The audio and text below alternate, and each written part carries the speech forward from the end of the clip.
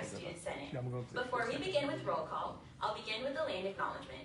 The Fresno State campus sits in the midst of the San Joaquin Valley, a valley rich in the traditions and representation of Native Americans peoples and cultures. We're grateful to be in the traditional homelands of the Yucatecano people, whose diverse tribal communities share stewardship over this land. Thank you for joining me in this acknowledgement. We'll now move on to roll call. The Senate recorder will take the roll call, and please respond when your name is called. President Saleh, EVP Prado, here. VPF Guzman, here.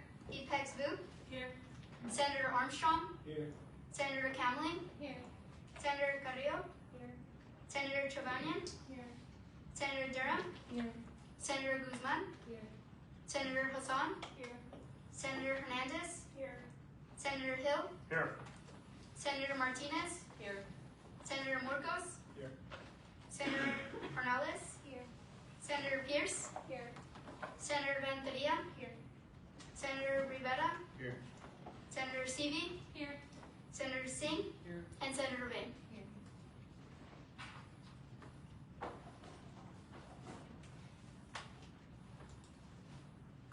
Thank you, Senate Recorder. There are 18 senators present and 3 executives present. Quorum is met. We'll now proceed to item 3.0, public comment. Public comment is a time for any member of the public to address the Senate on any issue affecting Associated Students, Inc. and or California State University, Fresno. You can either address your concern live during the meeting at the allotted time, or you can send your comment ahead of time via email to asi-vice-president@mail.fresnostate.edu. We'll now open the floor to public comment. Each speaker will have 3 minutes to speak. If there's any public comment, please approach the podium.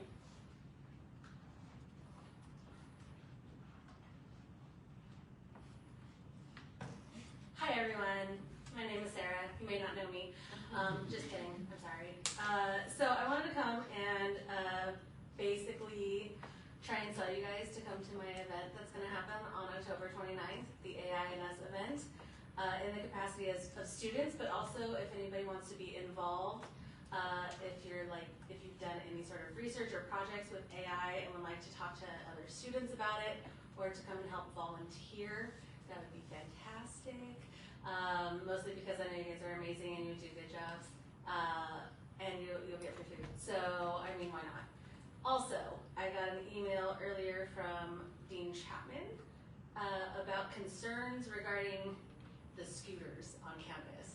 Not the scooter thefts, but the speeds at which people are riding their scooters, and like it's causing a problem. And I know you might have also heard this from other students as well, but getting some kind of brainstorming happening of how we can get this handle of people being reckless when there's other people around walking, when they're on their scooters and stuff on campus, would really be a great initiative if we could take on. And that is all. Thank you for coming to public comment. It's been noted and the cohort will take it into consideration. We appreciate it, Sarah. Good afternoon, ASI executives and senators. My name is Andrew. I work for University Marketing Communications. I would like to reiterate an email that I shared with the Center for the Colleges and Schools specifically, inviting you to participate in a photo shoot for our homecoming blackout theme campaign that we're going to be posting across the college and school social media accounts. This is an opportunity to participate in a photo shoot, get some blackout swag for free, and also have your social media accounts do a collab with the college that you work with. So if you haven't responded to the email yet, again, my name is Andrew. There is an email that was sent out from the operations manager and directly from me to you. So please look in your inboxes and I'll send a follow-up today. Please sign up for a time. We only have 1 more day for shoots, which is tomorrow. So if you need to ask for extensions, it's my time, so I'll accommodate as much as I can. But I ask that you get back to me as soon as possible just so we can accommodate that. If you don't respond to me, that's totally fine. We will find another student from your college to feature, but I hope we can elevate and work together with the ASI senators for this. Thank you. Thank you, Andrew. We appreciate the potential collaboration and we appreciate you being here at Public Comment. We'll now be moving on to action item 4.0, approval of the agenda. Is there a motion on the floor? Senator Martinez? A motion to approve last week's agenda. This Sorry, this week's agenda. Is there a second? Senator Singh? Okay. Are there any competing motions? Any discussion or debate? All those in favor say aye. Aye. All those opposed, same sign. The motion to approve the agenda passes for Wednesday, October 15, 2025. We'll now open the floor for motions on item 5.0, approval of the minutes. The Senate will review the minutes from the ASI Student Senate meeting held on October 1st, 2025. Is there a motion on the floor? Senator Hazan? I motion to approve the meeting minutes. Is there a second? Senator Carrillo? I second. Any competing motion? Any discussion or debate? We'll now vote on the motion to approve the minutes. All those in favor say aye. Aye. All those opposed, same sign. Any abstentions?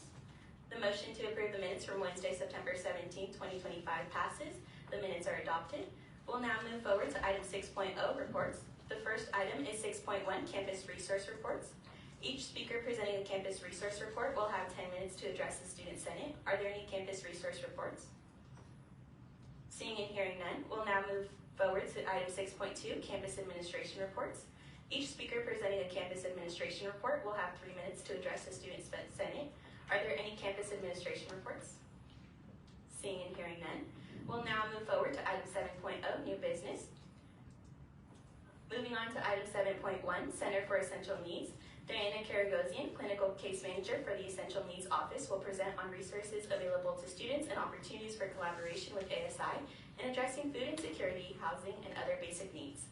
Senators will be invited to consider ways ASI can partner to strengthen support services, followed by questions. The Student Senate has allocated 15 minutes for this item. The floor is yours.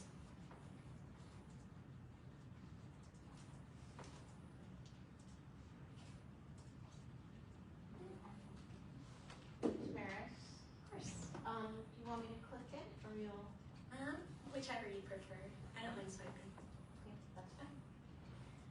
All right, well, I am Diana Karagosian and I'm not gonna stand behind there. I feel like I need to interact with you and I don't want anything in between us. I'm a clinical case manager, in the Center for Essential Needs, and Maris approached us, which I'm very thankful for because we've never been invited here before and it feels like a good time because we do have needs, the students have needs, and we are going through a difficult period of time with some of the budget cuts.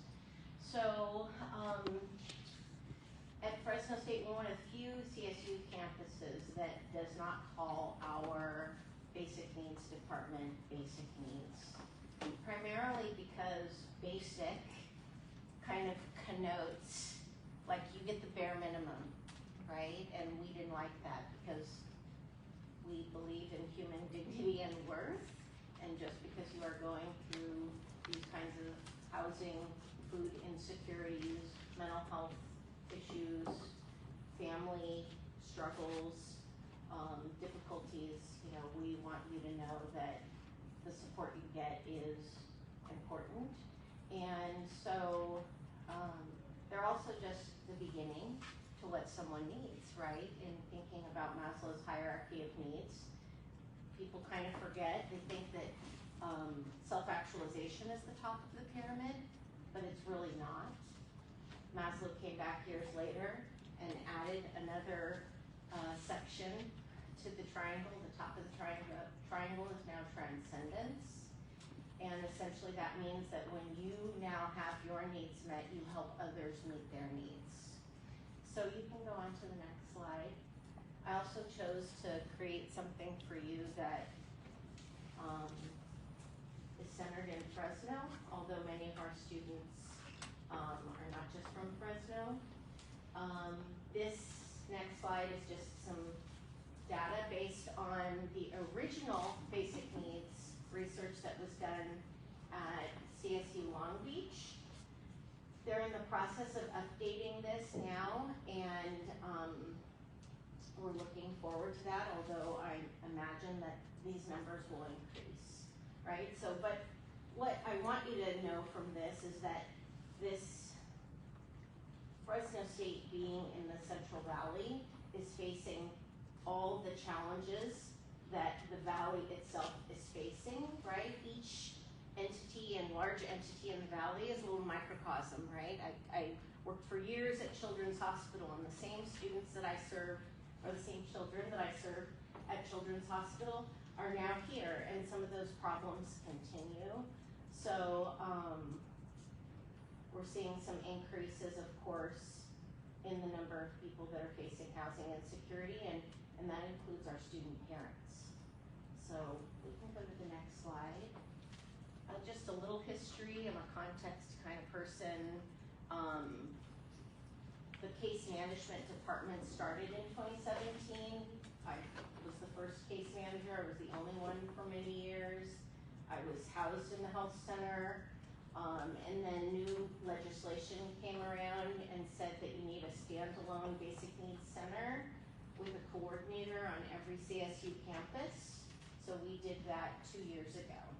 But you may still hear people talk about Project Hope.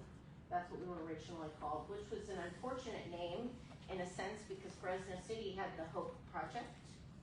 And so oftentimes we would each get each other's students calling for assistance. So also made sense to change our name. Last year we served 1,200 students out of my area. And these aren't quick fix 1,200 students, right? These are 1,200 students with complex lives, with academic challenges or housing challenges, mental health challenges, substance abuse challenges, you name it. So they're complex and they take time. And we like to work with people until they're kind of on their way and independent. And we also collaborate a lot with outside entities. We used to be able to solve things just at Fresno State, but our resources are finite now, and so we have to reach out to our partners, which I think is a good thing, and we've done so. We're working closely with Fresno City College on a CalWorks program, which is serving our student parents, and we work very closely with the Fresno Madera Continuum of Care, which provides affordable housing to people that are unhoused. So really doing a lot of outreach, and that is thanks to our housing navigator, Brian Green. So essential needs, people usually think of essential needs as food and housing, but it's so much more than that. Really, it's about all these beautiful words here, right? Stability. We all want to be stable. How does it feel when you're not stable, right? It doesn't feel comfortable. It doesn't feel like you can do anything until you resolve the situation that you're in. We of course want our students who feel like they don't belong to know that they belong. We want people to have this sense of self-satisfaction and I can do something on my own. So we do a lot of resource literacy, right? How do you do something? I worked with a student today who was a transfer from West Hills, and I said, how much financial aid are you getting? And she said, I don't know. And I said, okay, well, let's look it up together. Let's go to your portal. And she pulled up the app.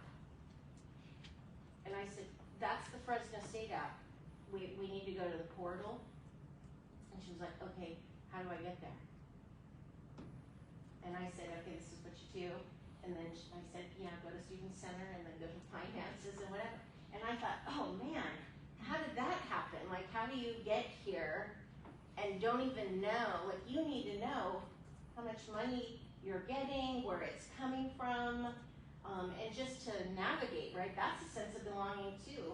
I think our transfer students sometimes don't get the support they need in that transfer, and they've been in these smaller campuses where they do, and of course connection and personal growth are also what we consider to be essential needs. Guiding philosophy is collective wisdom. We don't have all the answers. None of us have all the answers. So we have to collectively come together and find the answers. So solutions emerge through dialogue. So we have a lot of dialogues. My staff and I, we meet 2 hours every Tuesday morning because we have complicated cases and we need to hear from everybody. Thoughts, ideas, resources, you name it. No single person holds all the answers. And then we also need student input. So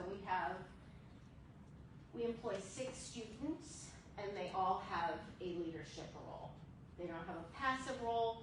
even the front desk has to deal with students who are coming in crisis, or may not always be in the best space, may not always be in the right place, and we expect that everybody will take the student where they need to go and see it to the end. So we don't operate in isolation. We are part of a larger, which I already sort of mentioned, a larger regional safety net. And when I say safety net, I mean there are those social service resources that we link people to. For instance, I had a student who he's undocumented, and we know that after January of 2026, that undocumented people can no longer get full scope Medi-Cal. So I told my team, now that we know that that's gonna happen, let's make sure that any of us who are working with an undocumented student contact them and say, if you haven't applied for Medi-Cal, you better apply now, because as of January, you won't be able to. But it raised some questions for those students, right? Like, okay, if I do that, is it gonna impact my parents? So we're always learning. I reached out to my liaison at the county, at Fresno County, to ask her some questions, because that's part of the CO's plan, is that each campus has a county liaison at social services, so that when we're working with some of these programs that we don't all know the ins and outs of them, that we can have someone kind of on speed dial to talk to through those things. Accessing affordable housing systems, that's what our housing navigator does for us. He goes out there and makes connections. He's sitting on a couple different boards right now. That has been very helpful for us to learn how to navigate that quagmire. Communicating with landlord and rental agencies, making sure that if students are dealing with landlords and rental agencies that are doing anything illegal or not following the laws of fair housing, then we have an agency that we link them to in the community, which is CCLS, Central California Legal Services, and they have a whole department that deals with housing, and this does come up. Budgeting and planning, we have an amazing 10-week series of financial wellness program, and it's been like 26 people to 30 people every week, which, it's hard to get students to come to things, but for us that feels like a win. Managing stress, time, advocating for yourself, all those things are part of the safety net.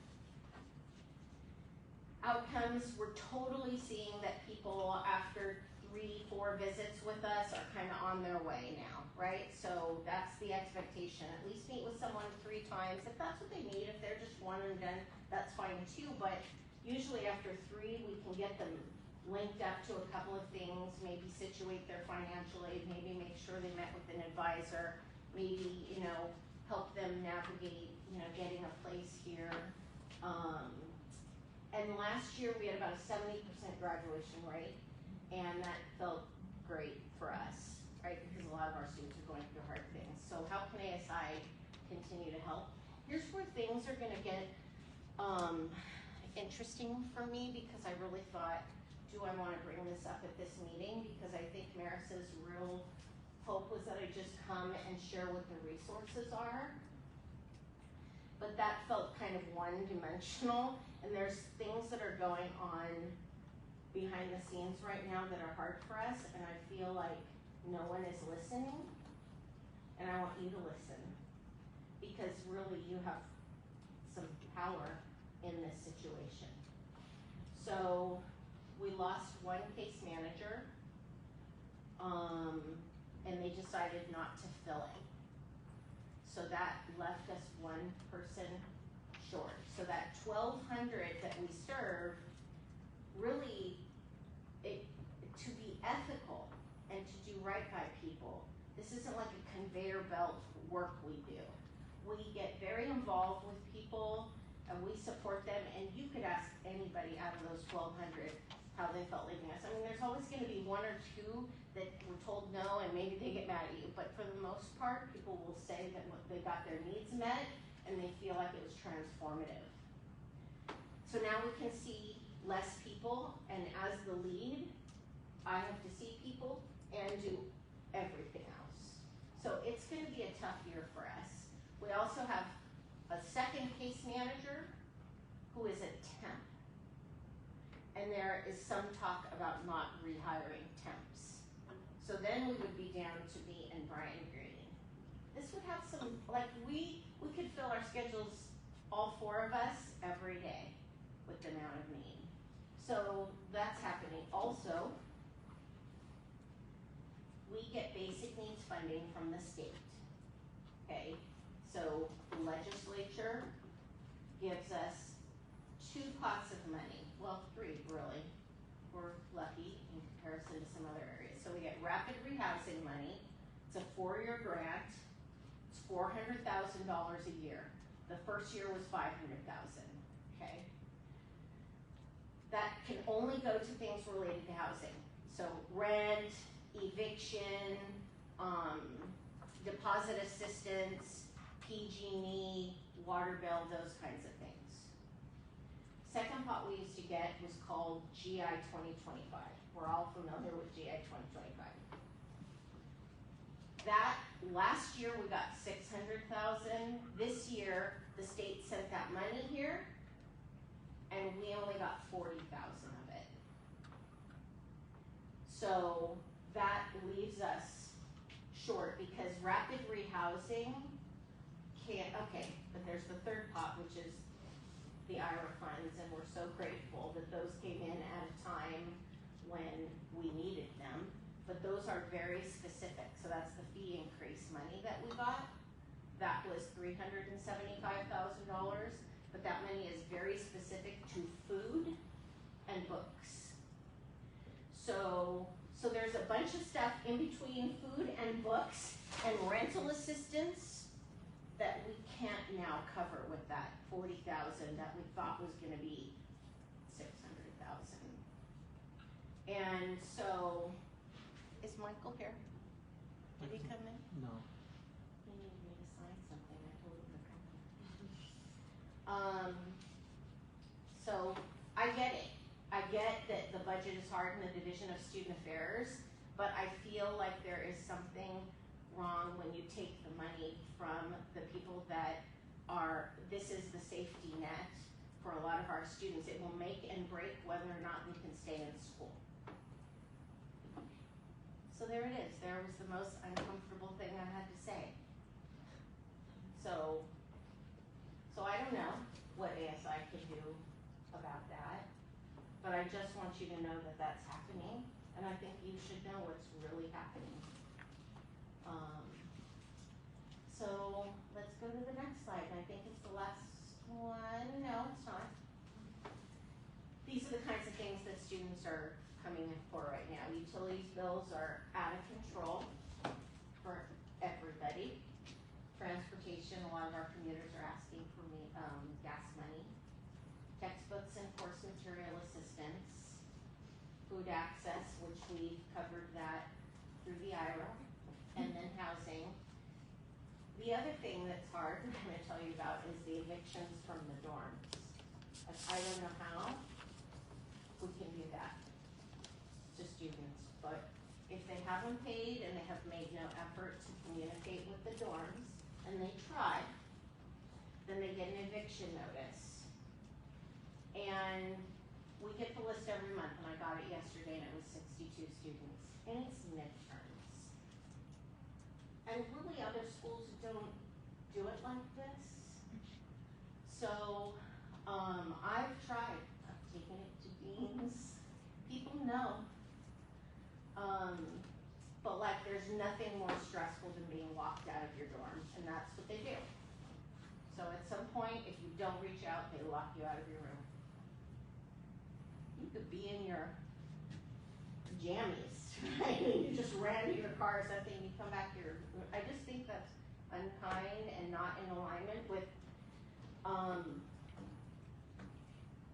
how we develop a supportive community and a caring community. And then of course laptops is a biggie, and I know that that's being worked on. So final slide. Thank you. Now you all have sad looks on your faces. I'm sorry. But this is the reality of what Essential Needs does. So thank you from all of us. So it's me, Shirley, Brian, and Angelica. And then I want to highlight my student assistants. Auntie Tran does our emergency grants. We have 2 of them. We have one for rapid rehousing, and we have one that's called Good Samaritan that's been around for years. She's the coordinator, and she's a biology major. She's also a TA. Crystal Campos, double major, Cram and Chicano, studies. She's doing some case management for us right now because we lost Linda, and Crystal was ready for that. She's about to graduate, so we only have her until December. Okay, then Isor Planex is an international student doing our marketing and outreach for us and the cupboard. So happy to have her. Alessandro is doing our front desk. He's an engineer. Angel Perez came to us, a transfer student from Madera. He's also engineering, and he's front desk, and he also does seasonal decor. And then Emmanuel Posio is a graduate student in biology. He's front desk, and he's just our Friday guy. So we love our student assistants. I just needed to shout them out so you know they're special to us. So any questions? Because I know you need to go on to the next person that I probably went over. Does any senator have any question for presenting today? Senator Durham? So earlier when you were talking about the funds that you guys receive, and kind of the discrepancies with that, where did the money go? Because you said it was like 600,000 and you guys only received 40,000. So where did that other like $300,000 go? Yeah, I think the Division of Student Affairs needed it to cover other things. So they're just getting the GI 2025 money, and instead of saying, oh, well, this is earmarked for basic needs and this is earmarked for this area and so on, they needed to use it to pay for, who knows, operations, salaries, and things like that probably. But they didn't tell me that, so that would be just my guess because there's some budget shortfalls. Thank you. Thank you. Any other questions? Senator Sevi? So, I've heard of other departments on campus that like are struggling because they can't get hiring done. So I know that's like not, it's happening all over, and I'm just wondering, is there more? It's hard to say because I know you need case managers, and that is a specific job with specific skills and everything. But are there ways to get more like help from students, more student positions, more internships, stuff like that to help with the burden of the caseloads that you have? Yeah, I think anyone right now would be helpful. And I think Maris talked to me about some initiatives that she's, developing. But you're right, it means that all the difficult cases, maybe where there's a mental health component or a student of concern because I sit on care team, those would all then go to me, and I'm only one person, right? But I'm the only one with the license right now. Although Angelica Rodriguez is like registered with the Board of Behavioral Sciences, which kind of says that she has the knowledge and, pre-licensure status. So, but yeah, I mean, that's why we're using Crystal. It also just takes like a mature student. It could be social work, it could be counseling. So yeah, we're open to doing that too for now, yes. We'll be looking at student interns in item 4.3 as well. I thought that was coming up today. I just have another question. Yeah. Is there, again, I don't know the history of everything there, and I love the Center for Essential Needs and the services that it provides, but have we looked at things, like I remember So at Clovis Community, they had like their food pantry thing, but they had people from the county there to like help people, like if they wanted to sign up for like food stamps or something like that. Do you ever have like people from the county that you could bring in to help out, or is that a partnership that has been explored? Yeah, so we do have a partnership with the county. Okay.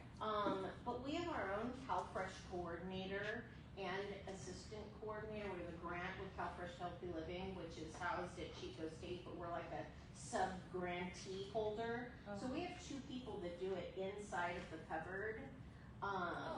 So really, CalFresh, when we refer people to CalFresh, it's on Benefits Cal online, and it's pretty straightforward. But if they have questions, they get denied, they miss their call where they have to like verify certain things, then yes, we connect them to Jose and Emmanuel in the cupboard, or we reach out to our county liaison. Okay. Yeah, so we do it sometimes with people if they've never done an application, because we want them to get Medi-Cal and CalFresh and other things. Yes. Yeah. So. I was thinking too, also like with the behavioral health side, how they have a lot of stuff there, like as well, and that's another avenue that can be explored. That would be a great avenue to explore. Yeah. And CAPS may have some relationships there, but yeah, in terms of like case management for some of these resources, it would be great to have. Yeah. Thank you for that suggestion. Thank you for coming to speak with us. We appreciate all the work you Thanks, do at everybody. Fresno State. Appreciate it. We'll now be moving on to discussion item 7.2, the Learning Center. Director Mai Hu Bing will present to the cohort on the Learning Center's resources and opportunities for collaboration. The presentation will cover supplemental instruction, academic success coaching and tutoring, as well as ways ASI can partner in advocacy and outreach to better support students, followed by questions. The Student Senate has allocated 15 minutes for this item, and the floor is yours.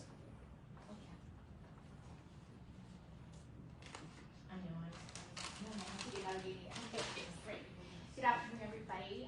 First and foremost, thank you so much for the invitation and allowing me to share the space with each one of you guys. My name is Mai Hu Bang. I go by Mai Hu, and I have the honor of serving as the interim director of the Learning Center. So today's intent is, 1, to build awareness of the services offered through the umbrella of the Learning Center, and 2, to collect your ideas on ways that we can enhance and also increase the visibility of the services under the umbrella of the Learning Center. Next slide. So the Learning Center, we are a centralized hub of academic resources comprised of 3 main services in the program. Academic Success Coaching, known as ASC, Supplemental Instruction, SI, and our tutoring program. I also want to share with you guys our fall 2025 highlights. Because of the student fees, we were able to grow our student team. This semester, we hired a total of 155 student employees, serving as academic coaches, SI leaders, and tutors. Collectively, the Learning Center can serve up to 20,735 students. That's representing about 83% of the Fresno State student population. This includes freshmen and sophomores that are on probation that are required to meet with our ASC team, as well as students that are enrolled in courses that are paired with SI and tutoring. And then those number of the third bullet points, those are outdated. It's 2 weeks ago. But we, as of last Friday, we saw nearly 3,000 students, and those 3,000 students have been to the Learning Center for 7,000 times already. So I'm going to start off with ASC. So ASC provides holistic academic coaching and also study strategies workshop to support our Fresno State students, helping them navigate through college. Student comes to ASC, seeks support with time management, self-taking strategies, motivations, and a lot of the time just figuring and recentering themselves on their why at Fresno State. Any student can come to ASC, any faculty and staff can refer a student to ASC.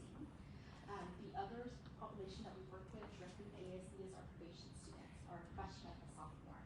So those students are required to go to ASC at least 3 times per semester.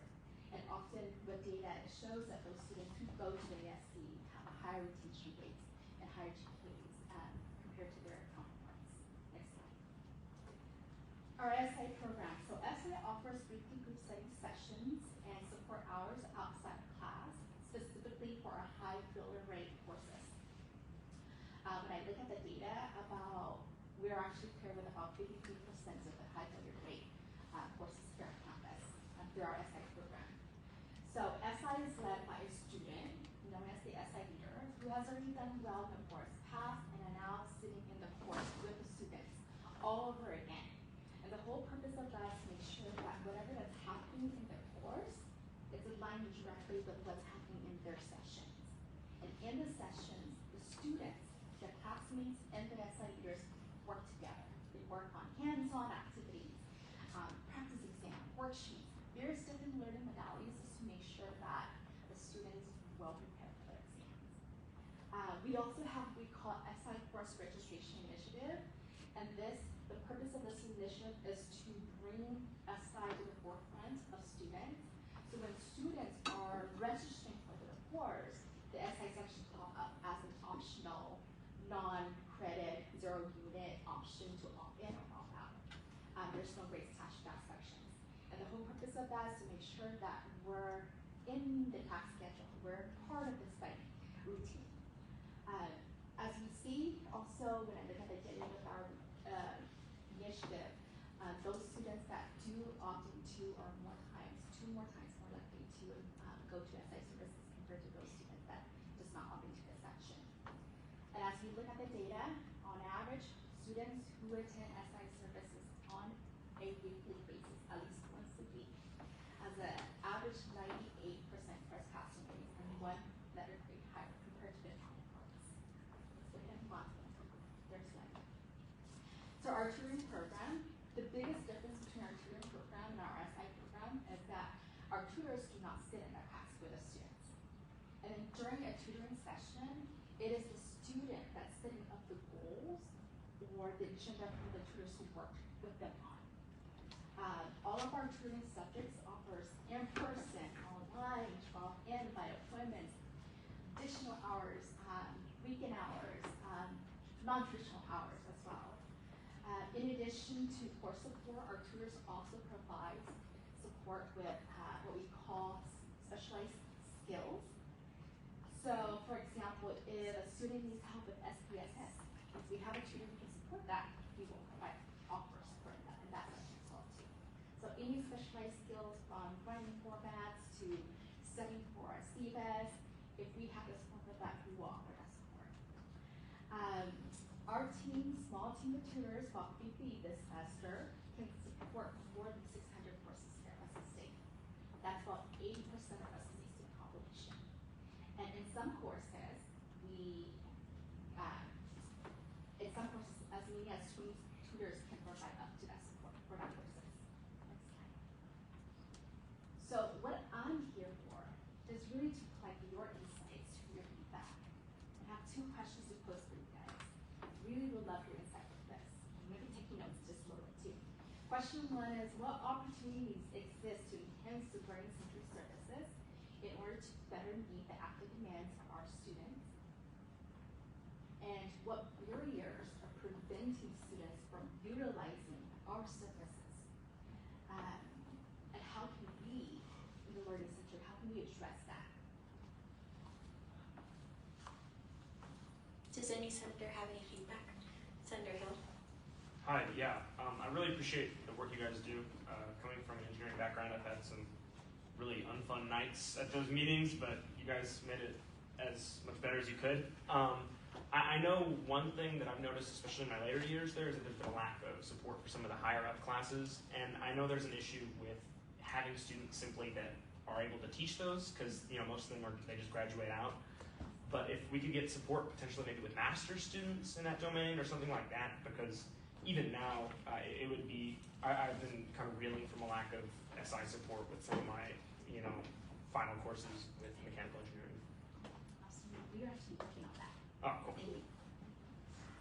Does any other senator Singh? Yeah, so I also come from an engineering background, and I really want to thank you guys because I really love the SI program, because sometimes I have a hard time with my classes too, and the SI program is actually like pretty beneficial. The only problem is sometimes it is hard for not only me but a few other students too to sort of make time to attend those SI sessions between their schedules. Suppose sometimes before my midterms, I do attend the SI sessions, but that is at the cost of me missing some of my classes because I did take 18 units, so it's sort of hard to adjust. I was hoping like if it's possible to like maybe look into like an online method, like being able to meet your SI online or your SI maybe maybe your SI having the opportunity to teach the class online. That would make it easier to fit into our schedule.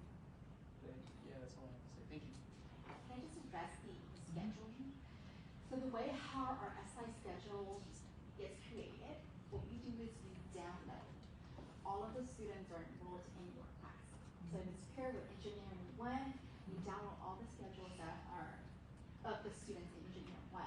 We plug into this data dashboard and it tells us this is the optimal time of students that are not in class. And so we try to match that time with the availability of the SI leader, and that's how the sessions, if that's 4 hours, are created. But I hear you, there's opportunities for online support. Any other feedback? Senator Sebi? Hi. I actually worked as a tutor in the Learning Center for a year. And I know like there was a lot of new stuff that was just coming off of COVID, and there were things happening and things changing. And I will always stick by the hours that the Learning Center is open. The library is open until the late hours of the night. But there's nobody there to support the students who are there who have jobs, or things like that. So if more online availability isn't a thing, maybe more in-person availability or a combination of both. Because I know the Graduate Writing Center, or those guys upstairs, they have some better online availability as far as like the times of day, because I know that the Learning Center was only having it during like the normal Learning Center business hours, which was restrictive, and people are really busy. So if that's a way that could happen, that'd be great. So what we did was we did offer online support, online tutoring on Saturdays from 10 to 12. Because of the constraint, it's only 10 to 12. And then for this semester, we expanded our online tutoring support from 4 to 6 for that portion as well as the in-person. Is it like, are people using those times? Is it, No, or are we not sure they yet? say they want to come non-traditional hours. And it's not true. It's not true. When I'm looking at budget, when I'm looking at usage, it's not heavily used on those non-traditional hours. So that is where are those barriers? What's taking place? Because I hear that, but at the same time, we're on social media. We're in classes. In fact, the SIUs are in the classroom, connected to the campus as well too. So we're emailing students. We also do what we call outreach campaign. So any student can go to, or any student enrolled in a course that's paired with SI or can potentially be supported by tutoring. If they don't show up in our space, we're emailing them at week 4, at week 8, at week 12, at week 14. We're texting them. They use Build Up Connect as well, yet they're not showing up. So that's the hard part. Any additional feedback? Senator Martinez? Have you ever heard of any students who may not want to go because is there like a stigma, do you think, tied to possibly going to tutoring? Like, does that, like, I don't know, if students feel like there's a lot of students who struggle with asking for help. So I wonder if there's like a stigma tied to it, because I agree that you guys are doing everything you can to be in front of students, and you obviously advertise yourselves very well that there's a resource, but I mean, same thing with like going to the student cupboard for a while. There's a big, like, there could be a stigma tied to it, so I wonder if there's some sort of like I don't know, I guess like marketing campaign, or is there some way we can like to inform students that there's strength in asking for help and receiving help in your classes? I don't know if that could be one way. That is definitely a great point. We started last year what being a Bulldog means campaign, and it's like everywhere on campus, also through on social media, of what it means to be Bulldog. And it's really encouraging the whole notion of coming to the Learning Center as that first step. And so we're also working directly with, I don't know if you guys heard of Launchpad. So I was actually one of the faculty that's teaching the course, really trying to demystify, to remove that stigma of asking for help. It's the one way of being able to seek assistance. So, yes, yes. Thank you. Oh, and the last thing, yes, I have our contact information. There, Macy was the coordinator of our ASI program. Leslie Rosales is the coordinator for our SI program, and Tulane also is our tutor coordinator. If anyone of you guys want to continue the conversation, please feel free to reach out directly to one of them or to myself as a contact information. Thank you. Thank you for coming to speak with us, and we appreciate the work you do at Fresno State.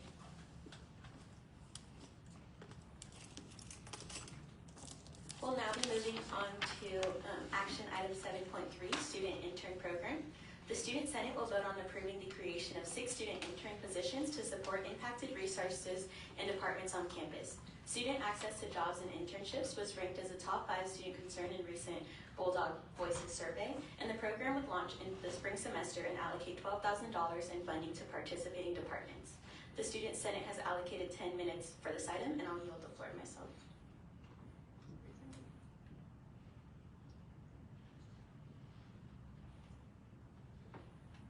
So this would be a pilot internship program. The proposal is a joint project will be conducted from Associated Students, Inc. and partner departments to create 6 $2,000 student internship positions across impacted resources on campus. The program would respond directly to the number 4 concern identified in Bulldog Voices, a lack of on-campus jobs and internships. Interns will be strategically placed in the departments that provide essential support to students but face staffing and or resource challenges. These placements tentatively include the Dream Success Center, the Jan and Bud Richarder Center. Essential Needs would get 2 interns, Trio SSB and SSP, they would collaboratively share one, and the South Valley campus. All of these programs have reached out to them and they'd be willing to host one as well. And then the program would extend paid opportunities for Fresno State students and strengthen critical campus services, ensuring students benefit from increased support while interns gain valuable professional experience. History-wise, there's a demonstrated demand for paid accessible internships among Fresno State students. Bulldog Voices highlighted this as a top student concern, with many students expressing difficulty finding work opportunities that align with their schedules, commute, and academic demands. ASI can meet this by directly investing in positions that simultaneously support students and campus services. It would address student needs by responding to Bulldog Voice feedback. It would support essential services by providing them additional staffing. It would build workforce readiness by offering students hands-on experience, and it would expand equity and access by creating jobs that are accessible to commuter students and those with financial need, helping level the playing field for students who cannot afford unpaid internships or off-campus positions. Even just the other day, I was going through Hire Fresno State, and I didn't really see a lot of Fresno State jobs that were available, so this would also kind of meet that need. The goal, this project aims to fund 6 paid interns across key resource areas during spring 2026. By doing so, ASI will provide valuable work experience for students, support overextended departments, and fulfill a Bulldog Voice priority. And then the task, it would, pending approval today, and then the job description can kind of be made in November, the hiring process can happen in December, and then the intern start date would be in January. And then we would also send a survey to the department as well as the intern at the end of their term, just to kind of see how it overall went for both parties. And then the stakeholders would be ASI, University Administration, and our campus partners. And then, once again, those would be the 6 centers with $2,000 each. Are there any questions? Senator Sebi? Who's gonna handle like the recruitment and hiring and all that? It would be review the department just to make sure they kind of get what they need. I know internally ASI, we just hired 2 interns, and then we have one focusing on like admin, financial, and that kind of deal, with another one being outreach. So depending on what each department kind of needs look like, they would onboard whoever they see fit for the role. Okay. Any other questions? We'll now open the floor for motions on item 7.3, the student intern program. Senator Durham. I motion to approve the proposal. Is there a second? Senator Rivera. I'll second. Are there any competing motions? Any discussion or debate? Okay, we'll move on to a roll call vote. So you can vote aye, nay, or abstain, starting with Senator Armstrong. Aye. Senator Camley. Aye. Senator Carrillo. Aye. Senator Chavanian. Aye. Senator Durham. Aye. Senator Guzman. Aye. Senator Hazan. Aye. Senator Hernandez. Aye. Senator Hill. Aye. Senator Martinez. Aye. Senator Marcos. Aye. Senator Ornelas. Aye. Senator Pierce. Aye. Senator Renteria. Aye. Senator Rivera. Aye. Senator Sevi. Aye. Senator Singh. Aye.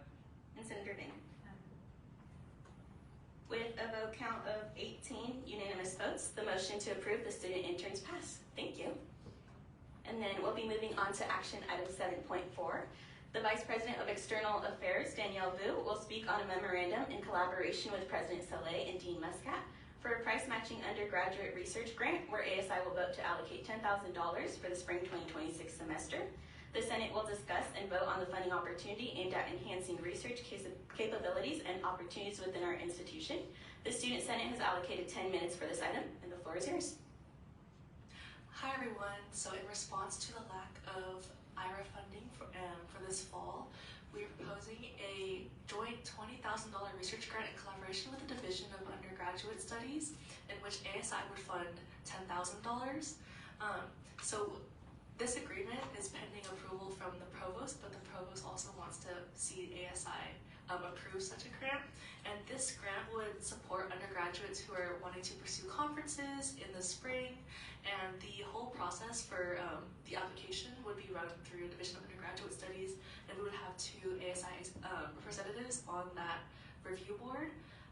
But if this grant is to be passed, we would plan to open applications in November to be able to allocate funds in the spring for people to attend conferences in the spring. And this focus is on undergraduate students who are attending conferences, so that would, in the application process, we'd require students to submit like an abstract, confirmation letter from the conference, and then description of the travel activity as well. But yes, that is, if you read the memorandum, I basically just summarized all of that. But even if the Division of Undergraduate Studies chooses to not match us in $10,000, we can still provide $10,000. It'd just be a smaller pool. But that is what is on the floor today for discussion and then voting. Are there any questions? Senator Sevi? Is this just for travel? So yes, it would be for travel for conferences. Okay. And like registration. So like things to support conference activities. And it'd be for undergraduates because Division of Graduate Studies has an ongoing travel grant already open. Also. Yes. Do the applications go through ASI as well? So the Division of Undergraduate Studies would be handling it because they already have the systems in place to review and like they have systems to like accept applications as well. But again, we'd have 2 ASI representatives to be able to sit on the board to help decide who's getting funding. Any additional questions? Senator Martinez? Is there any way, like, do you tend to like follow up with students to see what were the outcomes of attending the conference? Like, for example, that way we could see like how attending that conference really impacted students, and they're not just like, I don't know, going to the conference but they're not really like, fully engaging in it, taking full advantage of it. So will there be any way to like follow up with students so we can see the outcome, report on the outcome, and then later show like this is why we need this funding for students for travel? For this one specifically, for this same grant, the undergraduate division has a post-awarding survey that they give after they've already finished the event that they've applied for. And so that survey normally asks was everything, was it a satisfactory amount of money allocated to them? Did they have any issues with reimbursements, things like that? Sorry. Yes. Has that proven to be like really helpful, like just to like really gauge how students were able to, like what they were able to take away from the conference? Well, for the most part, the research, the grant has been used for different things, right? So this time they're prioritizing it only just to make up for the denied IRA applications in which they haven't been able to get their funding, right? But normally this same grant has been used in many different ways, which is just for travel, for actually funding research directly, etc. So we would communicate with them to make sure that the survey would be aligned with what it's being used for in this cycle. Any additional questions? Senator Sebi. I swear I did, and I don't know where it went, but I think if I just talk for a second, I will remember the question. So, okay, now this would just be this, would this be like the same kind of application for their already existing like funding pool, or would it be a separate process where like we would know where the funds are going, or are we just giving funds into their pool? I think we're just giving the funds to the Oh, pool. So I just wanted to clarify that, that's all. Seeing and hearing no more questions, we'll now open the floor for motions on item 7.4, undergraduate research grant memorandum. Senator Sebi. I move to approve. Is there a second? Senator Lenthidia. Any competing motions? Any discussion or debate? We'll do a roll call vote. You can vote aye, nay, or abstain, starting with Senator Armstrong. Aye. Senator Camlin. Nay. Senator Carrillo. Senator Tavanian. Senator Durham. Aye. Senator Guzman. Senator Hazan. Senator Hernandez. Senator Hill. Aye. Senator Martinez. Aye. Senator Marcos. Aye. Senator Ornelas. Senator Pierce. Senator Lenthidia. Senator Rivera. Aye. Senator Sebi. Aye. Senator Singh. Senator Vang. The motion to approve the grant memorandum passes. We'll now be moving on to action item 7.5, election commissioner candidate approval. Vice President of External Affairs, Boo, and Operations Manager Liz Itza will present two recommended candidates who have completed the application process and interview stage. The Senate will then vote to affirm or deny these appointments. The Student Senate has allocated 15 minutes for this item, and the floor is yours. Danielle, would you like to or should I? Okay. Hello everyone. So we finished finally the application and interview process for election commissioner. We've, as is put on there, we've interviewed a total of 8 students, and we are hiring 2 election commissioners for this cycle.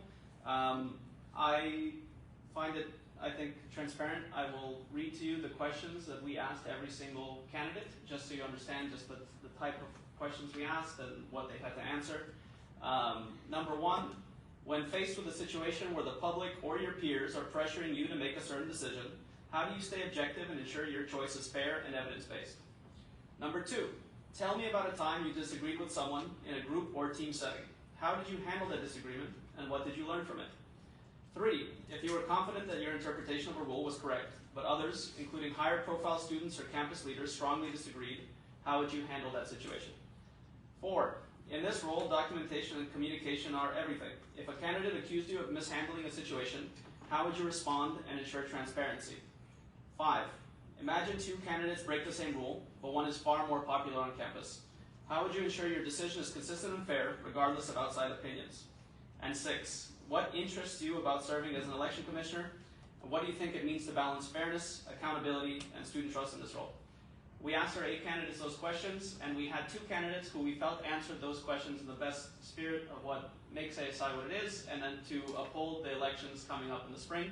The candidates that we picked was Melissa Howdigi and James Swanson. It was not a requirement as part of the interviews for them to have 4 to 6 p.m. available in the fall. They just need that time available in the spring for us, right? So we currently only have Melissa Howdigi here with us today. she's already answered our interview questions, so I'm not trying to put her on the spot in front of the Senate, right? So this is me asking for just a approval from the Senate on these 2 election commissioners. They will be your 2 main neutral adjudicators for the ASI elections in spring. They are not allowed to run once they take this position. They are not allowed to endorse anyone once they take this position. Yeah, do I have any questions? Senator Sevi. Are these paid positions? These are paid positions. Yeah, okay. Yes. $1 over minimum wage, $17.50 an hour. Okay. Yes. Any additional questions? Senator Martinez. I'm just curious, are they also allowed to still continue to be involved in ASI, like committee Committees, yes. Okay, cool. Absolutely. As long as it's not anything like they can't be part of the election complaint committee, but they can be part of any of our other internal ASI committees, right? Except for legal. That's the only exception, right? Any other questions? Thank you for coming to present to us today. We'll now open the floor for motions on item 7.5, election commissioner candidate approval. Is there a motion on the floor? Senator Vane. Is there a second? Senator Singh. I second. Any competing motions? Any discussion or debate? We'll do a roll call vote once again, starting with Senator Armstrong. Aye. Senator Kimley. Aye. Senator Guerrero. Aye.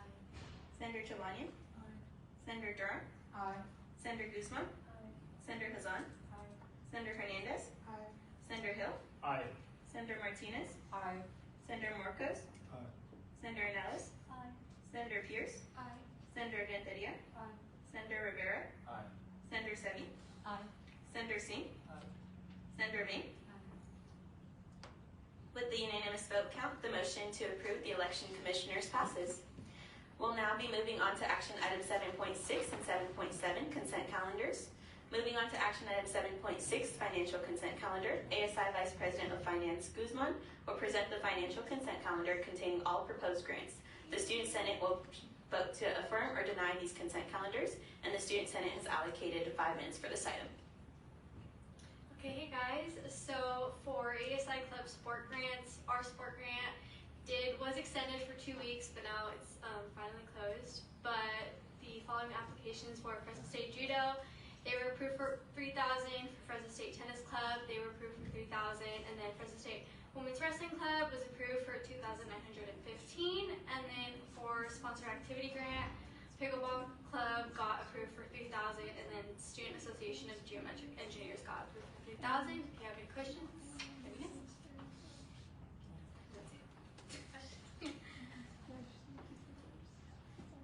I'll now open the floor for motions. Is there a motion on the floor? Senator Durham? Motion to approve. Is there a second? Senator Martinez? Second. Any competing motion? Any discussion or debate? We'll do a voice call vote. All those in favor say aye. Aye. All those opposed, same sign. Any abstentions? The motion to approve the consent calendar passes. We'll be moving on to action item 7.7, the presidential consent calendar. I will present ASI President Solei's consent calendar on her behalf, containing all proposed ASI committee appointments. The Student Senate shall vote to affirm or deny the consent calendar, and the Student Senate has reserved 5 minutes for this item.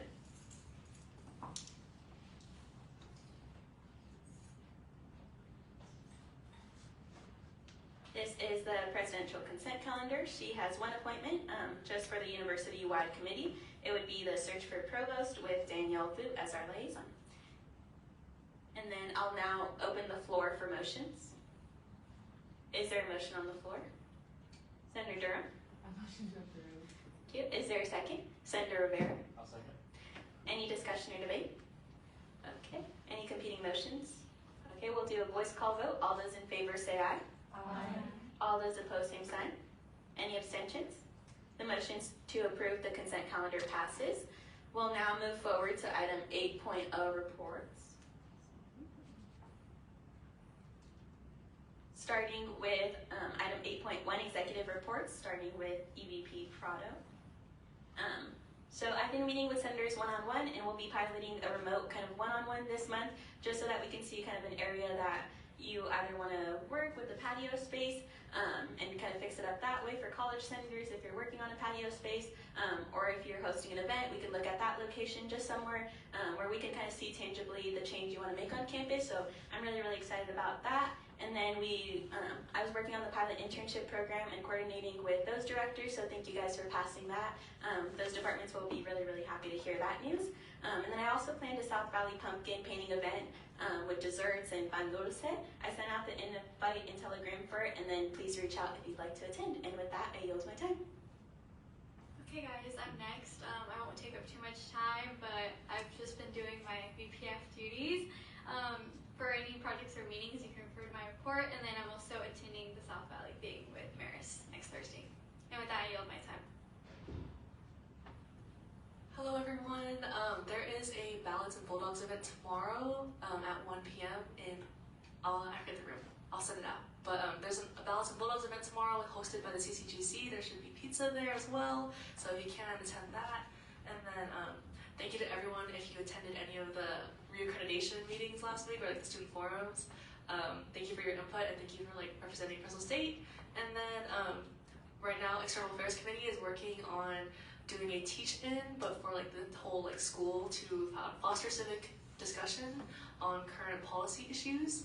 And there's one more thing. Oh yeah, and then at the next City Hall meeting I attend, I plan to present on the resolution we passed at the last Senate meeting, and as well as the research grant, all the other initiatives that we passed today in today's meeting. So if you all have any other updates or things you'd like me to relay to City Hall, please let me know by email or text, just let me know. And then with that, I yield my time. We'll now open the floor for item 8.2, Senator reports, starting with Senator Armstrong. Hello everyone. For a little bit of update on the Washington project, there's a little bit of scheduling issues with the person I was supposed to meet with. So I'll be meeting with him this Friday at 2:30. But if there's any other announcements that you guys had or any news that you want me to, or events that you want me to possibly refer to my report, and just do my time. Hello everyone. The Carmen Leadership Council just appointed Joseph Cornejo. He sits on the University Affairs Committee. So he will be on the Carmen Leadership Council now. He also is an academic success coach, and as I was speaking with him, he was sharing a bit about resources for students with disabilities, and so I hope to share that with you all soon. We'll be meeting to talk about that. And with that, I yield my time. Hi guys. So as I've kind of been talking about for a little bit of a long time now, but I am doing my food can drive along with my University Affairs Committee. Today I sent emails to all the colleges, so with that I've also CC'd the senators for those colleges, so you guys may have already received emails from me along with your guys' deans, the faculty deans, associate deans, and I've also reached out to clubs, not only through Engage, but also through DM as well on Instagram, and then I've also reached out to a few Greek organizations as well. And with that, we're working for organizations. For our food drive, we are offering incentives, so if you guys are part of any clubs or if you guys are part of any Greek affiliated organizations, these are the incentives that I have. Just also so you guys could share the word, just let them know that we are doing this. So for instance, the incentive for the Greeks are a shout out on the media boards and the student unions, and where they're also going to be getting a plaque. And for the clubs, they will also be getting a shout out on the media boards and a $40 Doghouse Club gift card. And so I sent those messages out to them, and thankfully I have received a couple of people who have filled out the Google Forms, just been showing interest in the competition.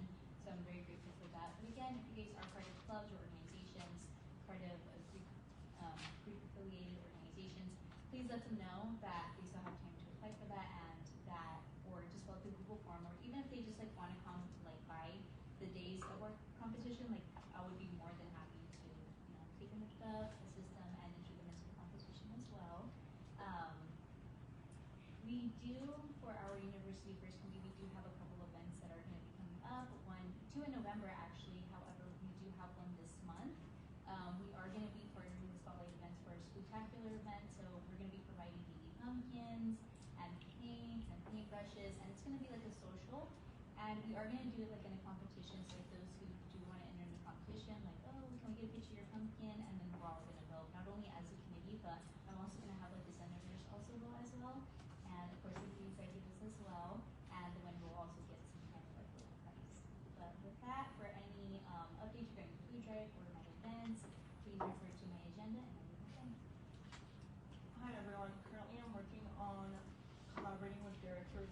projects, but they're still in the brainstorming phase, so I hope to have an update on that next Senate meeting. But hopefully we can have an event this month or next month just to get students more aware of parking on campus and just transportation in general. Those are my current updates. For anything else, please refer to my report notes that I looked at. Okay, so I met with the water management and groundskeeping team for Fresno State this last week, and it was really, really awesome. They're really cool. But I am going to be making a little reel kind of amplifying how to report broken sprinklers around campus, because I know that's kind of been an issue. So if anybody wants to help me do that, I would love the little extra set of hands. But for anything else, please refer to my report, and I yield my time. Tonight is the Coco Movie Night at the RSU at 6:30, and it's gonna be hosted by the Jedi Committee, which if you guys want to like volunteer and like help set up, that would be good for hours. And then also just like sitting there and watching the movie will help support ASI.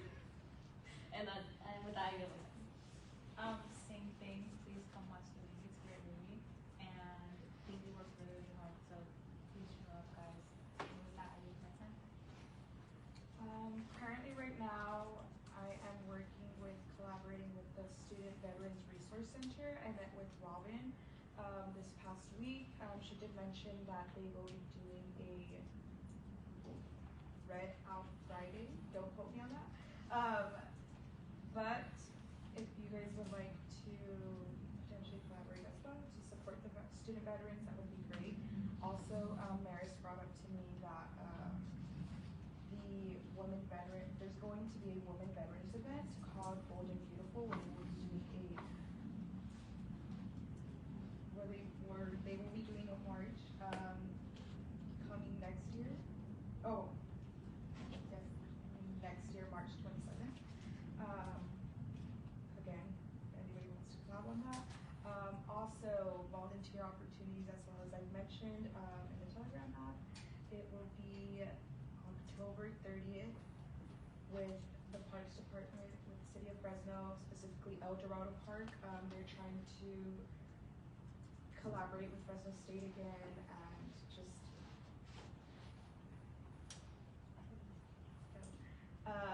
but yeah, they're needing a few more volunteers. Any Greek life clubs that you guys know of that would like to participate, they would love to see them there. They can sign off on volunteer hours as well if that's needed. And for any other reports, for any other events, please refer to my report. And with that, I yield my time. Cool. I'm going in a few directions right now with things. First is I got a really interesting spreadsheet from Derek with parking, and that was a new low, having the highlight of my day getting a spreadsheet. But it was really helpful and really insightful, and so we're going to be able to start getting more data on the parking lots and be able to put together proposals with that more officially now that that information is there, and that's free to share with everyone. I know that was news to me that it even existed. There's been difficulties with the sign on a technical level that we're trying to address, but I think the consensus is still that putting up a sign at P20 could be a potentially beneficial endeavor. Other than that, we've been going over a lot of the bylaws revisions in the legal committee, and there will be more on that next week. But if anyone has anything to say about that or anything you think needs addressing from past experience, just word of mouth, that's really helpful. I appreciate that. Feel free to reach out to me with that. You know, I don't know what I don't know. Other than that, also same thing, AI committees are starting up. They actually did get back to us, or at least one of them. I think Vic and I have a tech steering committee next week on the 30th. That'll be interesting. I would love to hear your experiences with AI, if you have any perspectives on that, because I sure do. And I don't want to just share my own. Also, we're going to be looking into getting some sponsorship opportunities for the Lyles College clubs, because they have a lot of issues with IRA, and we're trying to work on a workaround for those clubs to get them to maybe go to potential sponsors and donors in the place of more flowing IRA funding. Other than that, for my report, feel free to reach out. Thank you. Oh, I guess. So as you guys may have seen, I've also seen a volunteer event happening October 25th. It's gonna be like a beautification event, so we're gonna be putting on trash on the Credit School of Business. We're gonna be putting in some new plants around the fountain. The volunteer event that we hosted a couple weeks ago went very well, so very happy about that. And yeah, October 25th, it's happening at 9 a.m. If you guys can, I posted it on my Senator account, the flyer. If you guys can, please repost it to your socials. I would greatly appreciate it. If anybody knows of any students who are looking for volunteer hours, or if you guys are personally interested in helping out, please consider signing up. We're gonna get some bagels out there, so a little breakfast included. It's not just open to business students, it's open to the whole community. So yeah, that's pretty much it. Other than that, I'm working on more projects. If you guys have any ideas, feel free to reach out. If you want to discuss anything, again, reach out. And with that, I yield my time. For any projects, meetings, or announcements, please report to my, please refer to my report, and with that, I yield my time. So I'm gonna try to sell you guys again one more time for the Coca movie night. If you guys love August Frescas, you should definitely go. There's also gonna be popcorn, so I hope to see you guys there. And I will also be meeting with Costly, which is a mentorship program for COS, on Friday, and seeing find ways where I can like maybe support them or see like where students need help. And other than that, I yield my time.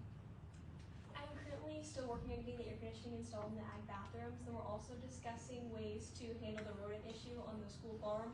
And we're trying to discuss cost-effective ways that aren't just putting cats on the farm. So if you have ideas, let me know. And with that, I yield my time. So, me and Senator Mia are working on the Dia de los Muertos thing, so it will be November 3rd. We will be giving out Mexican candy. We're going to have a coloring station with the sugar schools, and then obviously October is breast cancer awareness, and I'm just going to be spreading more about breast cancer awareness. And then I am meeting up with the health center to make the collaboration with the Sharps computers to continue going the collaboration. And with that, I yield my time. For all announcements and meetings, please refer to my report. With that, I yield my time. I'm going to talk about my event again. The funding got approved for everything for like lunch and swag and everything for the AINS event. So please come. Also, I think Maris is going to offer it to be like hours. So like if you come, you can also check that off the list. But I've been meeting with a lot of faculty, the different departments, talking about it every chance I get because I never shut up. And other than that, I yield my time. Okay, so in the past few days, I've been able to meet with a lot of orgs from engineering. I recently had a meeting with the president of API Robotics, and we're looking, we're looking for external sources so they can fund their conference. And I'm also looking forward to meeting with the members of the elected members of the Officers Council, so that we could sort of brainstorm ideas to help clubs with their fundraising. And me and Senator Hill and I had a conversation about that, and we're looking to meet with the orgs probably during the next Officers Council meeting. That's the first Wednesday of every month. And in terms of Fresno State overall, I've been working towards launching my own AI admissions counselor from Fresno State, and I'm looking forward to meeting the VP of Technology, the Director of the Career Development Center, and based on their review, I am going to continue working on the app, and I'm really looking to get it launched as soon as possible. And I will be meeting all the centers individually to get your feedback. And yep, for any further announcements, please refer to my report, and I use my time. Hey everyone, so we are in the process of finalizing our people for our leadership council. We're like 2 people short of having a full group just because one person dropped out like as of yesterday.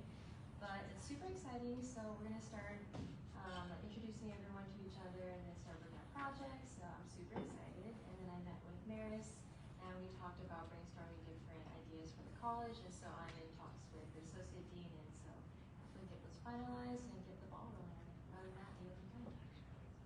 Thank you, Senators, for your report. We'll now open the floor on item 8.3, staff reports. Operation Manager Lazetta, the floor is yours. Thank you. As you guys know, Manny is now officially out of the office. He has started his paternity leave as of today. He had his kids give him a lot. His kid is out. I don't know what's the phrase. His wife gave birth.